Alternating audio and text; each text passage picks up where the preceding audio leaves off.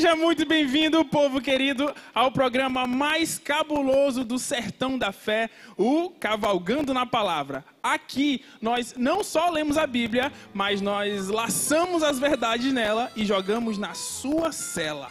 É isso aí, e hoje nós vamos dar uma passeada pelos livros de 1ª e 2ª Crônicas.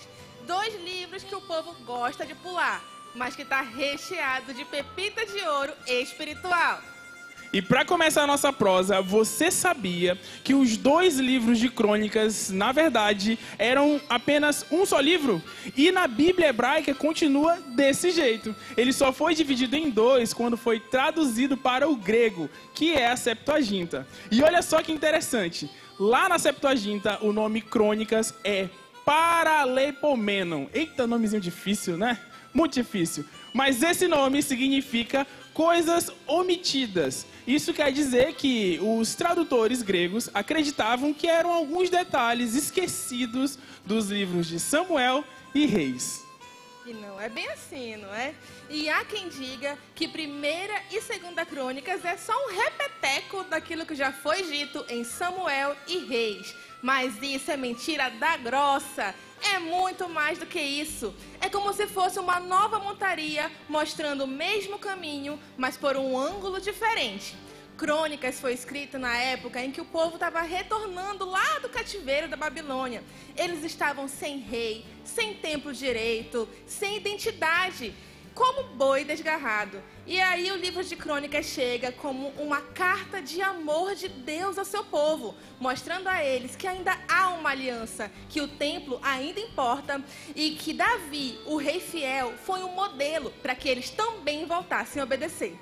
E como você deve ter percebido na sua leitura, o cronista está mais focado em mostrar o lado espiritual da coisa, não é? E isso é muito interessante porque ele não quer jogar o povo na lama do pecado dos reis, como por exemplo, o adultério de Davi ou a idolatria de Salomão. Não, não. Ele está preocupado em mostrar os exemplos de obediência, a importância da oração, a glória do templo e todos esses exemplos. Tanto é que ele não foca nos reis do norte, ele foca nos reis de Judá. E quando surge algum rei que fez muitas coisas boas, como Ezequias e Josias, ele mostra detalhes das reformas religiosas, das festas nos templos, no templo, coisas que nós não vemos com muita facilidade no livro dos reis.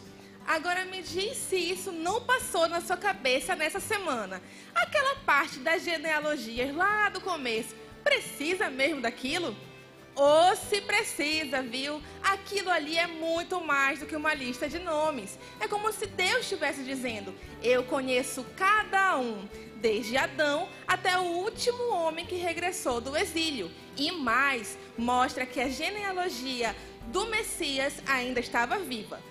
E tem uma coisa que é tiro certo nessa nossa caminhada por crônicas. Um ponto que brilha mais do que ferradura nova no sol quente é que, enquanto Samuel e Reis focam ali na parte política e militar, Crônicas está mais focado em mostrar o templo como um exemplo da presença de Deus. Tanto é que lá nós vemos a ordem dos sacerdotes, dos levitas, dos porteiros, e isso mostra com muito mais detalhe, como em nenhum outro livro. Para você ter uma ideia, lá nos livros de Crônicas, nós aprendemos que existiam cerca de 24 turnos entre os sacerdotes e os músicos que trabalhavam semanalmente. E olha só, tem um trem que quase ninguém nota nesses livros, mas que mostra que o autor era um cara sabido. O cabra que escreveu Crônicas não tirou todas aquelas histórias só da cabeça dele, não. Ele consultou pelo menos 15 fontes históricas para compilar as informações e escrever os livros. Você quer alguns exemplos? Nós temos os livros dos reis de Israel e Judá, temos as crônicas de Samuel o vidente, temos a profecia de Natã, temos a crônica do vidente Ido, temos a profecia de Aías, o Silonita, fontes citadas nesses livros. Isso mostra que esse cronista, ele tinha acesso direto ao templo e aos arquivos reais. Então, provavelmente, ele era um escriba levita ou sacerdote. E como já ficou mais claro do que lua cheia no deserto, bom, o autor dos livros de crônicas nós não sabemos quem é, né? E olha só, tem muito estudioso que acredita de pé junto que é Esdras, mas verdade seja dita, viu? Nós não temos informações suficientes para bater o martelo. Minha gente, se tu pensava que o livro de Crônicas é só lista de nome e história repetida, pensa de novo, porque é muito mais do que isso. É Bíblia pura, com cheiro de promessa e esperança para o povo que estava voltando para casa.